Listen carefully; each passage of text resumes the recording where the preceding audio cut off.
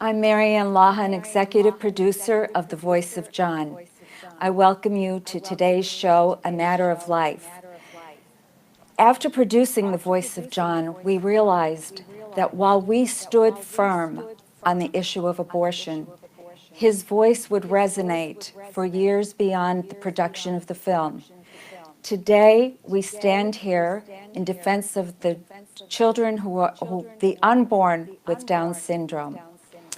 I've recently read the statistics where in France, 77% of women decide to terminate their pregnancies based on the fact that they have a baby with Down syndrome. 90% in the United Kingdom. In the United States, between 70 and 90% of pregnancies with Down syndrome children are terminated. And Iceland today, almost 100% of Down syndrome children have been eradicated, not because of a medical breakthrough, because their lives are terminated. I'm here today with my guest, John, and his sister, Amanda Frank, and they're here to speak with me in defense of the children with Down syndrome. John and Amanda, I thank you so much for being with me. John is an altar server at my church. He inspires me, he welcomes me week after week, and I think he is the perfect voice. He's been with Helping Hands for years. He brings an incredible wit and wisdom and faith in his life. John, tell us all a little bit about your life and what it's like. It's wonderful, actually. It's wonderful the way children are. And the children is so special. And with Down syndrome, with that is, yeah, it's okay to be different. And differently is the same way of thinking about God, how what he wants. That's why he died for our sins. To remember that kids are very different. And that's why I think love from a child, from me, to Mr. Sean, he remembers that I love him. God And knows you love him. I love the fact where there is love in all of us, actually. Because there's nothing left to be. And that's what God has done to me. I have a friend, Amanda, so much I can't understand why, but I have friends with her. She's my best friend. She's cool. She's fun to be with. Yeah. And that's what I like about her.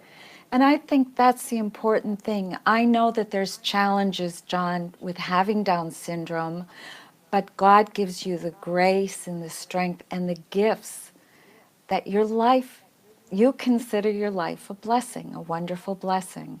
Yes, I do. Yeah. Amanda, talk to us. I know there's challenges that John has had to face, but how does it feel to be the sister? It feels wonderful to be the sister. I tell John all the time that I wouldn't change him for the world. Even when we do face the little challenges that come, and we have very little challenges with John, he's just a remarkable person.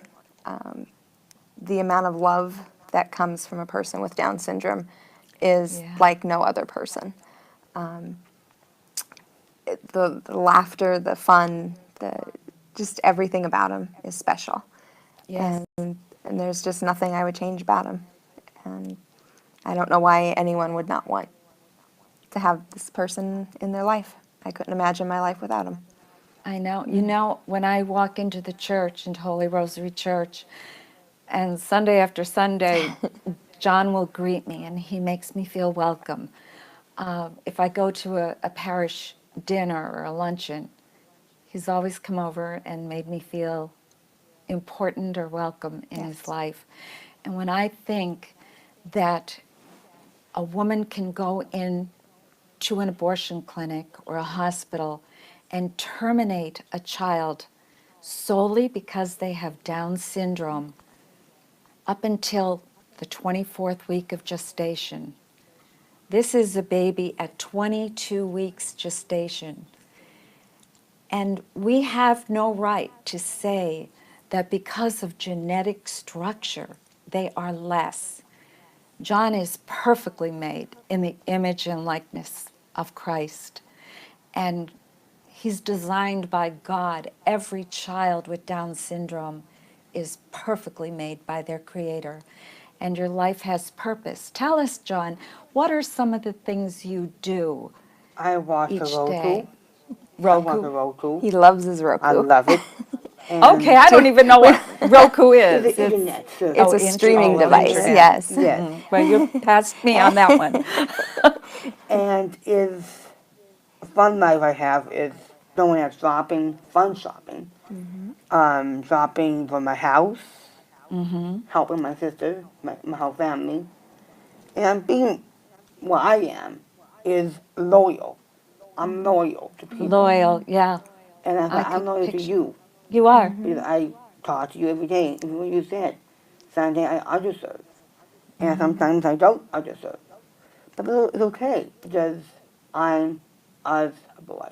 He And also you know works what? for the church. You're an altar server. I want you to tell everybody that, because when I see you up there on the altar and you look so handsome, and I just sense your love for God and God's love for you. Yeah. Are there other things that you do for the church, John? Yes, I mop, I clean, I dust. And that's it. I mean, I do eat, but there is working there. I Right. mop, I dust, I do windows, I do views, and up in my church is wonderful with for the Father Clark Father Clark, yeah. and Mel and Dave. Those people make a difference in me. Yeah. Because Mel always gives me a book to read, and he always says to me, "I love you," and that's I help him too. Look at his life with Elaine, Yeah. and I think God didn't ask you to say it. I'm here with you. I'm always there. God And is that's- with you. Yeah. Always with you. And that's right. He comes to us through others. And so what John is saying, that it's the compassion and love that we give him, and our challenge is to challenge society to reach these children with love, compassion, and realize the dignity and value of their lives. We're going to break now. We'll return to A Matter of Life after a short break.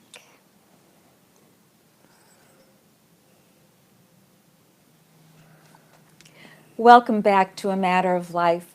I'm Maryann Lawhon here with John and Amanda Frank. And we've been talking about Down syndrome and the importance of defending their lives in utero because they have dignity and value. And John has expressed beautifully the purpose of his life and all he accomplishes in his church. He keeps our church so beautiful, and he welcomes people as they come to church. He serves on the altar.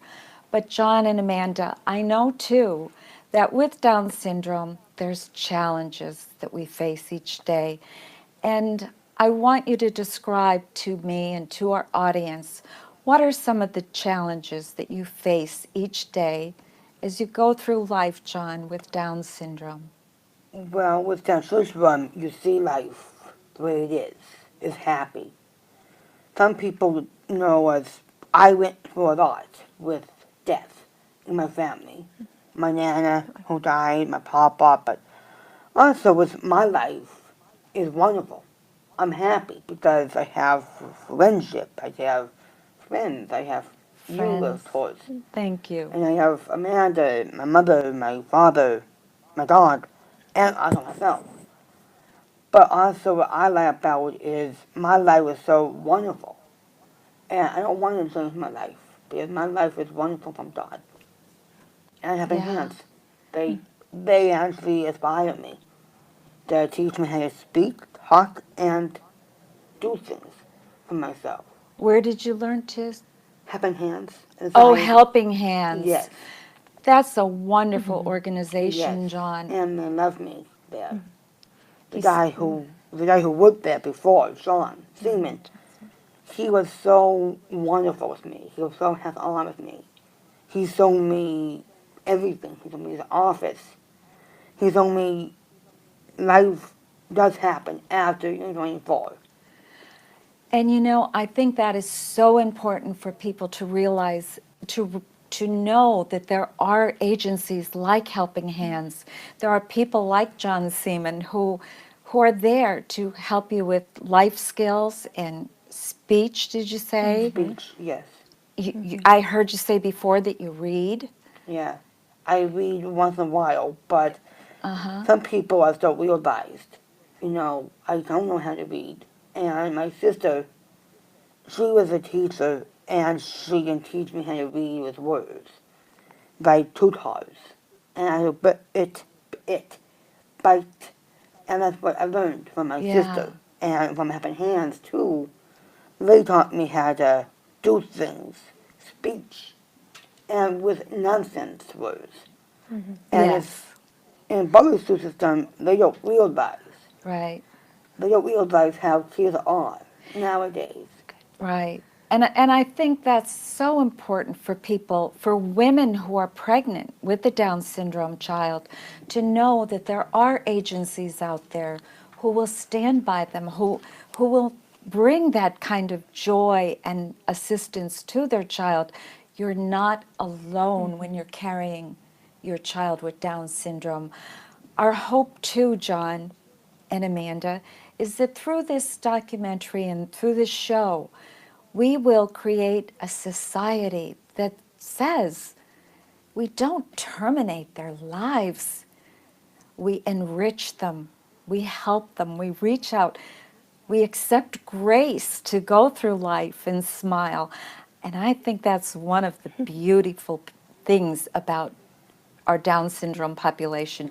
Exactly what you said. I see life for what it is, and it's wonderful. I wish all of us could have that attitude. Amanda, can you speak to it as John's sister? Sure.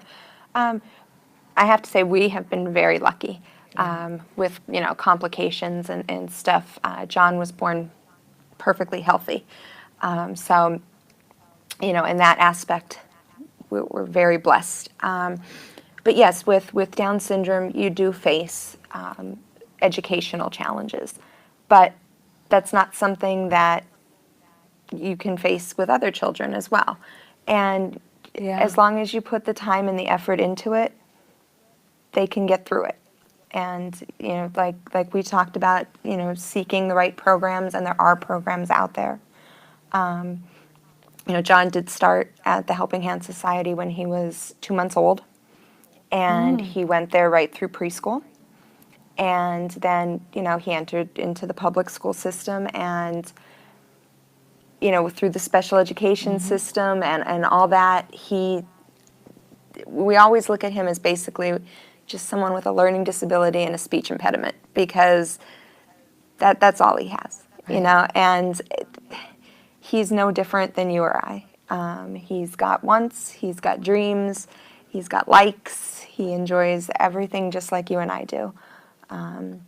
I like John's dream. He told me, a priest by day and a comedian by night. Yes. You're the best. Thank you. Thank you. And that's what he true. does bring to the table. He brings to my heart is his faith and his wit. He's just an incredible man. But those are the challenges, and it's important for us not to gloss over the challenges that come with that diagnosis, but rather to embrace the problems Right. as a society, as a family, as friends, and say, John, I am so blessed by your friendship, by your life, by your wit, by your smile, and I'm so glad you're a part of my life. Thank you. Thank you. And you're such an excellent, John, I think, is such an excellent spokesperson for Down syndrome, because he's articulate, he's witty and compassionate. His faith is amazing to me. But John, I want to say this from my heart your voice echoes the voice of a documentary I made, The Voice of John, that says, every life, every person, a gift from God. And thank you for all you are and all you do. We'll be back after a short break. Thank you. Welcome back to A Matter of Life. I'm here with John and Amanda Frank, brother and sister, and we've been talking about Down syndrome. And earlier in the show, we talked about the fact that in the United States, 70 to 90% of women are terminating their pregnancy when they're given that diagnosis of Down syndrome. And right now, up until the 24th week of gestation, this is a 22-week-old fetus, and up until the 24th week of gestation, a woman can go in to an abortion clinic and terminate her pregnancy for any reason. Recently, House bill went through, and what this bill is about is saying that we do not have the right to terminate the life of a Down syndrome child simply because they have Down syndrome. Amanda, I want to ask you about your mom, if you would speak for your mom. Sure. At what point during the pregnancy did she find out that she was carrying a child with Down syndrome? Or I know I was, as a young nurse, sometimes it would be after the birth that a woman would realize that her baby had Down syndrome just based on the physical and development. Can you give me a little information about your mom and what it was like for her to realize that she was carrying a child with Down syndrome? She actually did find out during the pregnancy. The doctor wanted to do an amniocentesis, and at first they didn't want it done because it didn't matter. Wow. But they did go through with it, and they said that, you know, the baby did have Down syndrome, and it really made no difference to any of us. Of course, you know, there was a sense of nervousness more, I think, for me, because I was only like 7 years old, so I didn't know what to expect. But my family just embraced it and really just prepared to have a baby. Wasn't worried or anything because, you know, we were just excited to have a new little baby brother coming into the family. Right. They told us that there wasn't going to be any decisions to be made or anything because it didn't matter what was happening. And even after he was born, I think one of the best things that was ever said to us was by our pediatrician. He said, okay, so he has his file, and he said, yep, this is John, he has Down syndrome, okay. And he said, now, he turned the file over, and he said, now that's the last time we talk about it. He said, Wow. this is John. And he said, you treat him like any other child. You don't treat him any differently. If he does something wrong, you put him in timeout. You just treat him like any other child. We're not going to label him as having Down syndrome. And that was probably the best advice that anybody could have given us. And I agree with you 100%. We don't need to label people. Right. We've got to stop labeling people. You're as unique a person as Amanda is unique, and we each bring our gift. We each face our challenges. What a beautiful family. But times were different then, too. Yes. We face that challenge with a different ethic than perhaps today, where women are given that genetic test and often recommended. The fact that these statistics are so outrageously high that Iceland would actually say they've eradicated Down syndrome with maybe 1 or 2 per year Right. being born in that country. you know, we are not, and what this does is it starts genocide, where you Yes. say, I'm going to terminate this child because he has Down syndrome. I'm going to terminate another child because of another form Right. of And where do we trisomy. stop? There is no stop. There is no stopping a slippery slope that says your life will be valued dependent on your genetic composition. Right. And I don't even like to use the words genetic deformity or we are created by God. Yep. There's no mistakes. God doesn't make mistakes. Nope, he's made just the way God wanted him to be. I think so. John, I'm going to ask you, as a child that was born with Down syndrome, well, first of all, did you ever experience bullying in school or anything like that? Yes, I was actually bullied myself, actually, from a friend. I thought he was a friend, but he was a, not a friend after a while. He has said to me, I'm fat, I'm not nice, I'm this, I'm that. And I said, excuse me, I am nice. And I didn't like the fact where, what he told me. And he has said that I was mean to him. And I wasn't mean to him, I was nice. Yeah. And he just came out nasty. But he's not my friend anymore. That's how I met Mel, and I met, not her, but Yeah, she was a how, given. yeah. I met Mel and father and everybody who's actually my friend, who actually is my friend.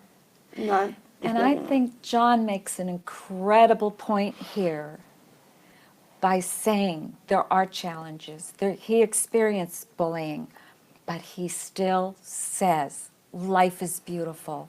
Embrace the friends, embrace the love. John, I want you to look at the camera and pretend you're talking to a woman who has Down syndrome child, who's just been given that diagnosis of her baby in the womb. Okay. John, what would you say to her? Well, you will miss his love. I mean, if you had a chance of being a mother, he will love you no matter what. And if you love him the way you want, in the same way, the way he loves you, and no matter what happens, don't give him away. He's a wonderful child. He's a blessing from God. So, remember in your heart that God is always right with you. We're up to that boy's life. Yeah. And that boy's life is special. You have a mom, a dad, or a sister who love them and never change them again. That's what I think. John, thank you so much. You're Thank welcome. you. You're an amazing man. And this is exactly, Christ said, love one another as I have loved you. And this is what John is capable of, unconditional love.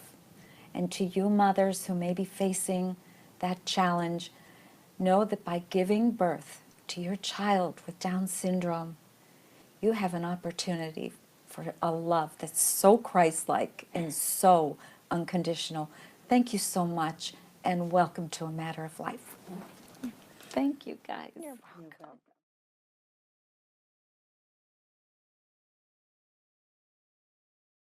I hope you enjoyed this segment of A Matter of Life.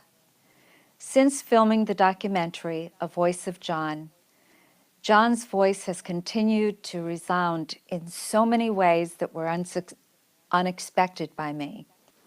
He speaks not only of abortion, but the voice of John speaks about the dignity of all human life, from the womb to the tomb. It resonated with my father, who, through his dying, showed us how to give dignity, how to stand by our elderly at the end of life. At a time when euthanasia legislation is being introduced by so many states, it is an opportunity for us to recognize how we are to care for our elderly and respect the precious gifts that we can learn from the end of life. It has resounded by speaking to the voice of those with Down syndrome in utero, to help mothers to face that tremendous challenge with courage and grace, and to decide to give life to their children. We hope that the voice of John will echo in the chambers of our legislative buildings. We hope that it will speak to women who face crisis pregnancies. And above all, we ask that it's a reflection of the voice of Christ among us. In order for programming like this to continue, we ask you to partner with us financially. Your tax-deductible dollar can be sent to Pennsylvanians for Human Life at the address shown on the screen. You can also request to have a speaker who will speak to the issues of abortion, infanticide, euthanasia, suicide, and assisted suicide. We thank you for your support and for listening to The Voice of John and A Matter of Life.